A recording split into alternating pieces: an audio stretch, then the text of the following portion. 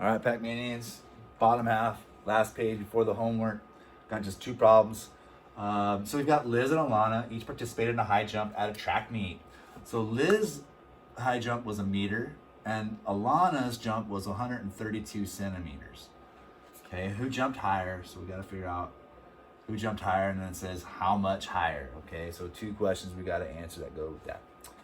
So first thing we got to do, of course, is get them to be the same unit, right? We have centimeters and we have meters, and like I say before, I always feel like it's easier to convert the larger unit because it gets bigger. And so we've got 1 meter and we've got centimeters. I've got meters, I've got centimeters, which is bigger.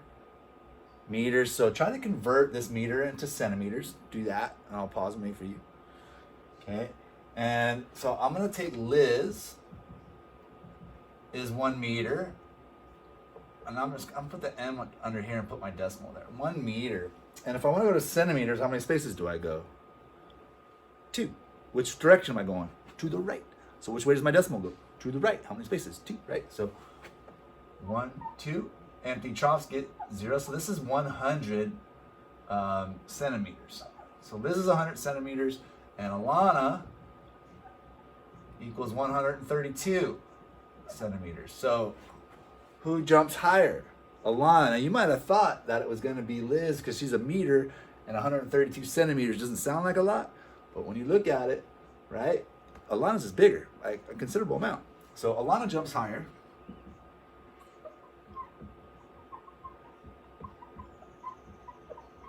Okay, and then if I want to know by how much, like what's the difference in their jumps, the difference is the answer to a subtraction problem, right? So I'm just going to subtract them. Now I'm going to take 132 as the larger number and put that on top and subtract 100.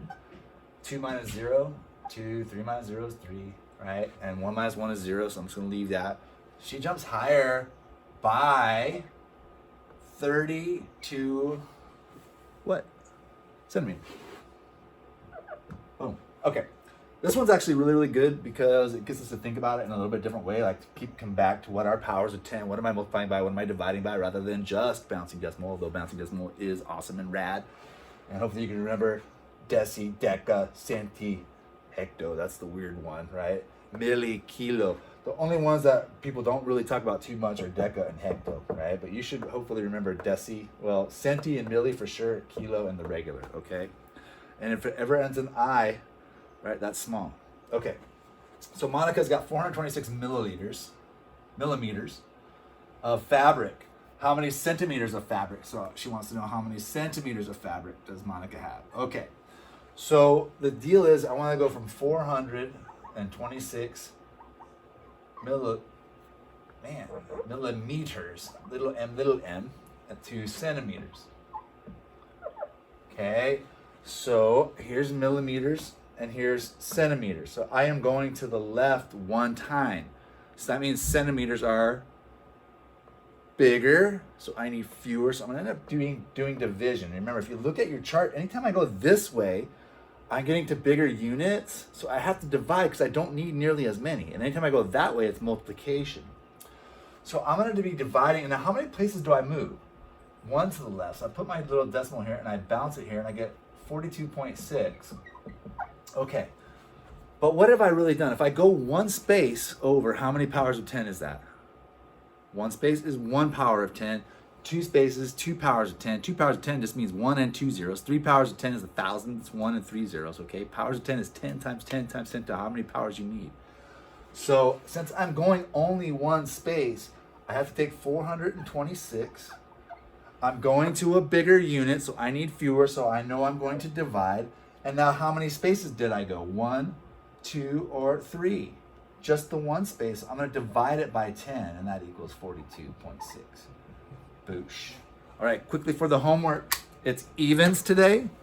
All right, and I'm going to give you a couple little quick little hints, and you're done. So here we go. Okay, on this page, remember, I think it's easier to convert larger numbers. So that means our larger units, take the bigger units, the kilometers, the hectometers, the decameters, whatever. Take the bigger ones, move the decimal to the right, right? So you get a bigger number. It's easier to see, in my opinion, but you can do it any way you want. Mix it up, for all I care. Okay, and then easier to convert, again, the larger units. It says number on here, but I meant units. Okay, all right. Backside. Okay, remember it's even, and then spiral review. Okay, this is add and then subtract and find a common denominator. I have to add these two first. Ilana, she needs 5 pounds, but she buys this much. So she's got 2.5 and 2 3/5. What's your common denominator going to be?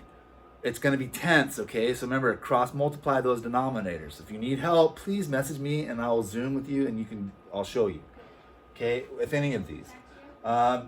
Here, a soup recipe calls for 2 3/4 quarts of vegetable broth. Subtract, but you got to get a common denominator first. This is a half. It needs to be fourths. How many fourths are in a half? What's half of 4? Okay. Come on. Over, up, right here. Easy peasy. Okay, this one's got many, many steps. If you want me to do it with you, you got to just let me know and we'll Zoom. But I got to go from tons to pounds first. How many pounds in a ton?